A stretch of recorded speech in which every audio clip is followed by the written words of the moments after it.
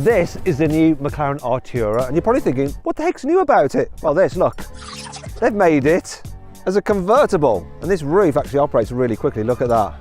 Wow. And you can operate it on the key fob, which is handy. Look, so press that, you'll see how quick it is to go up and down. Look, timer. Done. Now they've also made it quicker in other ways, and I'll tell you all about that, the driving experience. Lewis is worried. And talk you around the exterior. Oh dear. And the interior. 3, 2, 1, go. Oh, you won! Tell you what's good about it. Chatter, chatter, chatter, chatter, chatter. And what's not so good about it in this review. I'm Matt Watson, you're watching Carwow. The Artura is the cheapest McLaren you can buy. It starts from £201,000 for the coupe and £221,000 for this Spider version. Now, if you're thinking about buying a new or used car, you need to check out Carwow to see all the latest offers. You can do that now by finding a link in the description of this video, or scanning the QR code on screen now, or clicking on the pop-out banner. Question is though, does it look like a car that costs over £200,000? McLaren hasn't really changed the design of the Artura as part of this midlife update, apart from around the back for this Spider version. I mean, at the front, I think it's a really good looking car. Every vent has a purpose, and I even like this. Look, the way the radiators are like exposed here, though things can get trapped in them. Look, we've got a leaf caught in there, which is a bit annoying. Moving down the side, we've got 19-inch alloy wheels at front. We've got 20s at the rear. It's got a really cool shape, big air vents cut into the doors, once again into radiators there. It's a very low car. It's not too big in terms of the footprint on the road, so it feels petite and manageable. Now, this is the bit I really like. So if you just come here, you'll see, look at these, that glass flying buttress. It's really, really nice. We've got them here as well. And you've got these air vents here and here. It just looks so good. Obviously, the diffuser on this car, it's not for show. It does diffuse the air, improves downforce. I'm gonna do the roof again,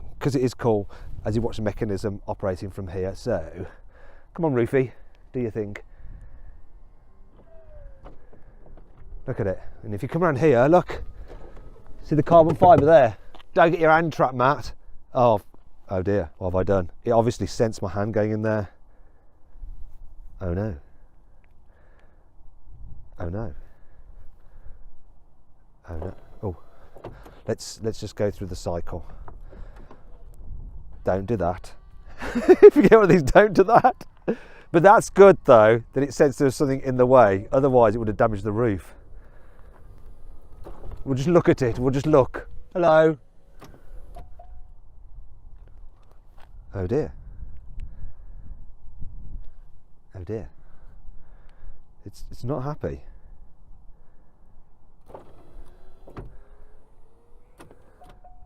It's really not happy.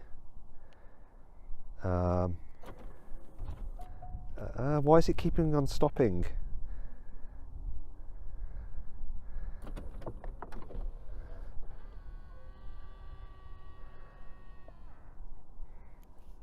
I think we'll just leave it up for a bit.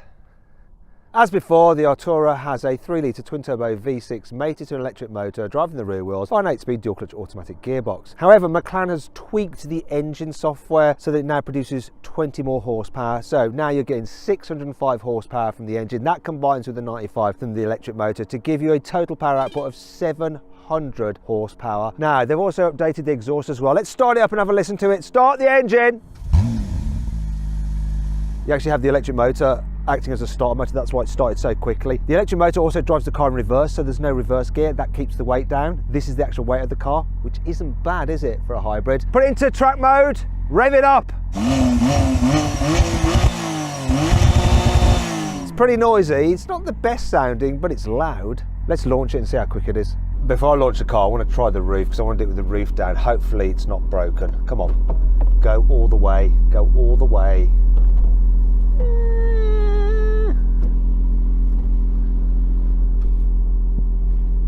Like, literally no problem at all. Let's go warm up the tyres, and there's a really cool way to do that. This car can do a rolling burnout, and I'm going to use that to heat up the tyres, but there's quite a procedure. James, go on, how do you do it? Vehicle stationary, yeah. Yeah. Yes. Electronic stability control switched off. All the way off? Yeah. Okay. The variable drift control isn't on, is it? Oh, I don't even know where that is. No, launch control isn't active. So select first gear. I've got manual mode then, yeah? Yeah. Parking brake is disengaged. Parking brake is disengaged. Steering wheel straight. Steering wheel is straight. Yeah. Depress the brake pedal, Yeah. hold the vehicle, Yeah. release the brake, then rapidly depress the accelerator pedal. Got It's it. the kick down position. Okay. And the vehicle will accelerate dramatically, spinning the wheel. Ooh. So basically, stability control off, left foot on the brake, release the brake and smash the throttle. What? Cheers, Drujon. They weren't. Here we go. Well, that didn't do that at all, did it? That didn't work at all. No, that's why. ESC off. Press again to confirm. There we go. Left foot on the brake, floor the throttle.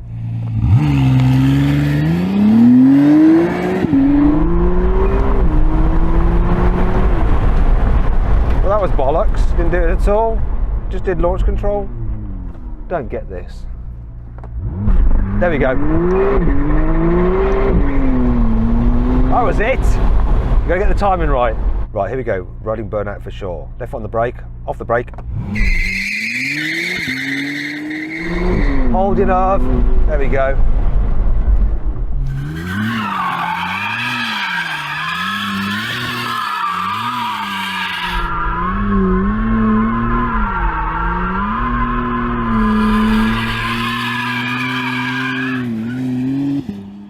Well, I've got some heat in the tyres now and I feel sick. I think this is probably better than using that launch control thingy.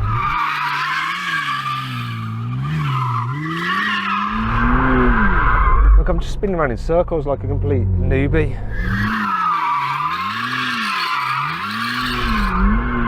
It's quite hard to balance it. Lewis is worried. Going to drive. Now I'm going to launch this car, see how quick it is over the 70 quarter mile and to 60 miles an hour. And before I do that, if you think, oh, I like a performance car, I like this McLaren, but it's a bit too expensive, you can get a used McLaren on carwow. So I found this 570S, it's 6 years old, it's got about 30,000 miles on the clock, for 80 grand. It's like a third of the price of this with options. Now obviously if you're buying a used car, there's a bit of a risk to it. So you should definitely run a history report, and I use Car Vertical. And I'm going to run a Car Vertical history check on this car I found on carwow. I'll give you the report in a moment. Let's do a launch first. That hold pretty well, 0 to 60, 3.4. What's a quarter mile? 10.92. I reckon it's going to launch a bit better with the stability control off. Here's the Car Vertical history check for that car found on carwow. As you can see, it comes back completely clean. No flags for mileage, theft, finance or damage. But it's not always the case with every used car, and I'll show you why in a minute. Let's just try another launch first. Here we go.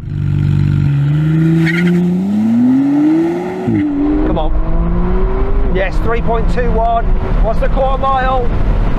Hey!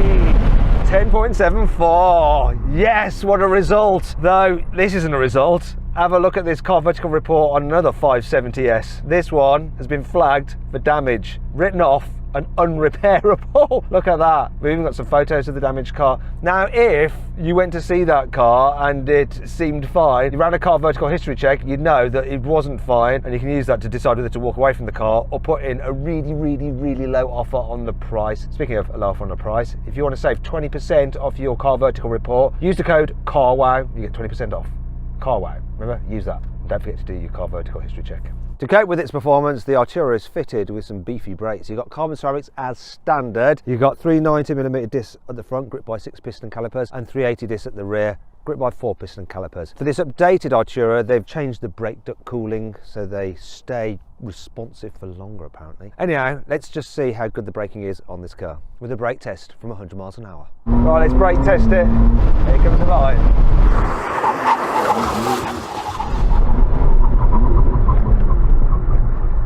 Come on, what are you going to do? Oh, that was rubbish. 92 metres. Let's just try that again. 3, 2, 1.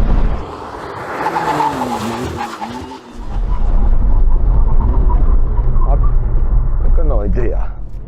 93 metres? Right, I wonder if it's because I'm in track, so I'm going to whack this into comfort and see if it digs in better and doesn't skip so much. So my theory is that in track it's bouncing the front end, so it's not biting. Just so you know, I did a brake test with a Porsche 911 GT3 and it stopped from 100 miles an hour this quickly.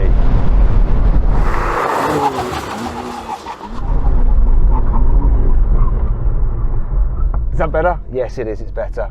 No it's not. It was 96 metres, that was worse. What's going on? It's not good. It's not good at all.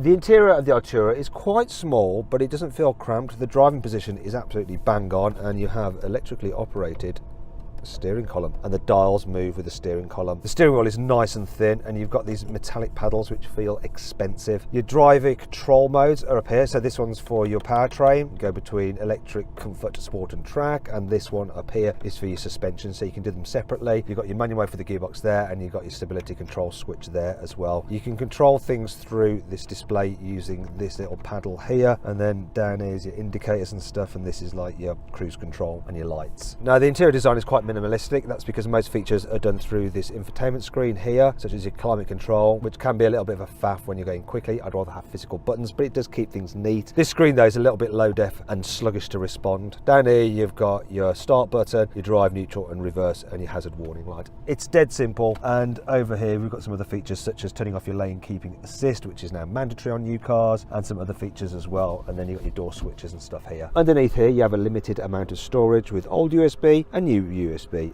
and they've now added wireless charging too. And that's it. There's not much to it really. Quality feels nice. It feels expensive, you know. It's like you're sitting in some kind of like luxury handbag. I like that. And even the little vanity mirrors that have a luxurious feel to them, though no lighting, so you won't be able to check yourself out if it's dark. Overall though, it's a nice interior, good place to be, and the visibility is awesome at the back window and at the front window. It's really nice. The Artura has a front boot with a capacity of 160 litres. Let's see how many suitcases I can get in here. First, remove my charging cables. Obviously this is a plug-in hybrid. You might want to leave those bits in there actually. Can we fit 2 suitcases in there? No. Let's have another.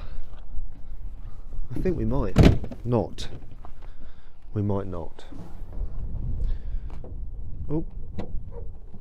Yes!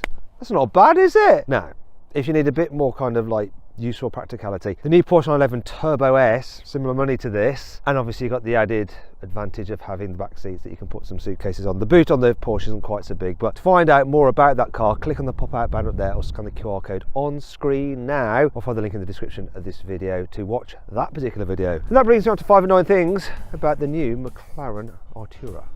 This car's window makes this noise when you put it down, and does it again when you put it up.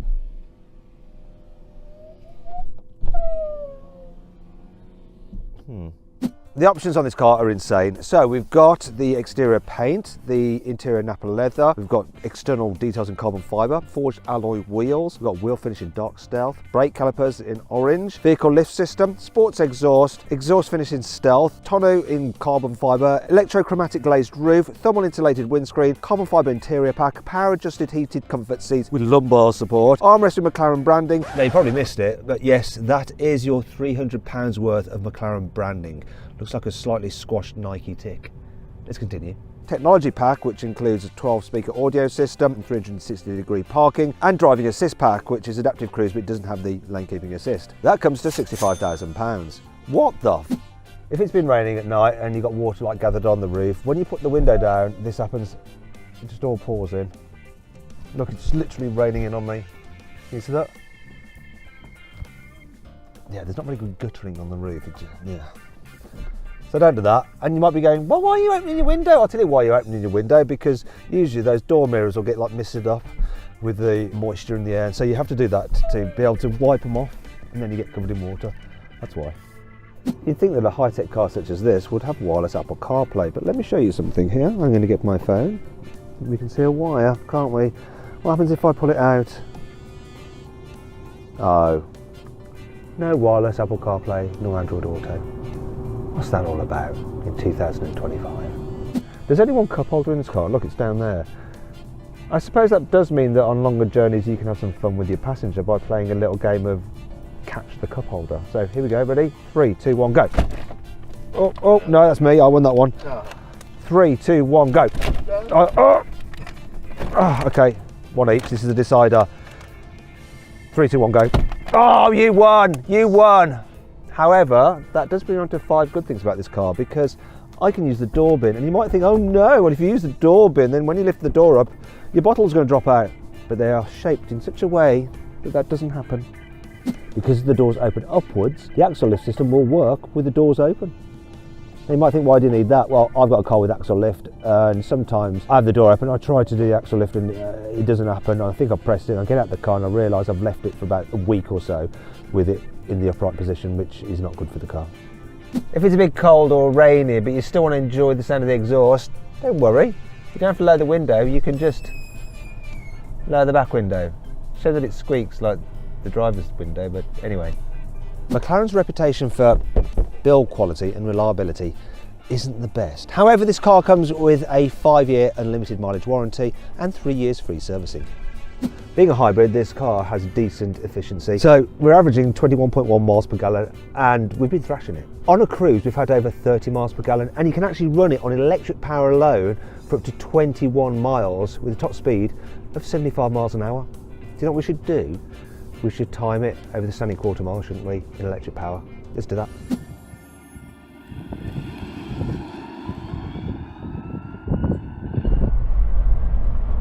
Naught to 60 in, wait for it. Looks like it's going to be in quarter of a mile. Come on! In 15.37 seconds, and the quarter mile, not that long after, 19.98 seconds. McLaren has tried to improve the balance of comfort and handling for this revised Artura. To do that, they've changed the dampers, so they've now got new valving in them. There's also a new damper control unit, so that monitors how the car's being driven and it automatically adjusts the dampers as you're driving along, and that can operate at 90% quicker than it did before. So essentially the car just responds to the conditions and the road surface much better than before. Does that all work though? Let's find out by taking this thing for a drive. So I've got the car set up with engine and gearbox in sport, suspension in comfort. The way it goes down the road is so good. It's almost like you're flying. Gear shifts are super sharp, and this engine, I know people aren't that into like V6s, hybrids, you know, the residuals on those kind of cars aren't great, but as a piece of engineering it just works. There is no turbo lag that I can tell. It just produces drive wherever you are. So there, third gear, just foot down, it's just going. And it's insanely quick. It's so easy as well to go quickly. You've got fabulous visibility because of the low dash. The steering feel is just exquisite. McLaren, one of the few manufacturers that still use hydraulic power steering. You might have seen it, then I hit a bump and there's a little twitch of the steering wheel. You can feel the road surface, it's so lovely. And the rim itself is just so nice to hold. The only thing letting the package down is the seats. I'm sort of flopping about in them. They're comfortable, but when you're going quickly, they're just not up to it. It's so fast though, this thing. I'm going to try and dial the suspension into sport. There we go. Fill in the bumps a bit more. It seems maybe a bit flatter, but it doesn't seem to fly or gliding quite the same way. I'm going to go for track for the next run. It's a bit more bouncy and unsettled, but it's not hard edged at all. I'm not feeling massive benefit here, so I'm going to go back into comfort. There's just something special the way it goes down the road, this in comfort. So nice. Still feels flat, stable and secure. It's absolute, I don't want to say rocket ship, but there is something kind of like outer spacey about it. Just the power delivery, the smoothness. Oh, and it finds so much traction. I don't know what it's like when it doesn't find traction and it starts to rotate on you. Because at the moment, well, there it was a bit, the stability control helped that. I'm not sure whether I'd have the ability to catch it if it suddenly stepped on me. So I'm happy to keep the traction on. Doesn't feel quite as progressive as say a 911, but it will rotate like there. It was rotating nicely to the bends. Wow, it's an incredible car actually. It's brilliant at getting you down a road super fast, really smooth and really capable. There is something slightly clinical about it in a way. Like it doesn't feel like a race car, it feels just insanely competent and effortless. Part of me would like a bit more rawness to it, but whoa, you can't deny its ability. What a car. And I do love the steering. Steering highlight, and that power delivery is incredible as well. Just relentless, effortless and instant. Hybrids do make sense in so many ways, even if they do lack a little bit of character when the residuals aren't so good. But when you're driving it and not selling it, you can't complain. Look at the steering, see? Chatter, chatter, chatter, chatter, chatter. Oh, I'm telling you so much about the road surface here. Oh, look at this, oh, look at that, isn't it? A bit bumpy, oh, lovely. Oh, I missed that with an electric power steering. That was so quick, it made me feel a bit sick. Ugh. I need the brake. So then, what's my final verdict on the new McLaren Artura? Should you avoid it, consider it, shortlist it, or just go right ahead and buy it? Well, if you're after a supercar that is quite easy to live with, fairly fast and looks nice, I think you should shortlist it. Me personally, I'd spend my money on something like a 911 GT3 Touring with manual gearbox, just cause. Anyway, I hope you enjoyed the video. If you did, give it a like. Let me know if you agree with my verdict in the comments. Click on the video windows to watch some more videos, and on the carwow logo to check out our latest range of merch.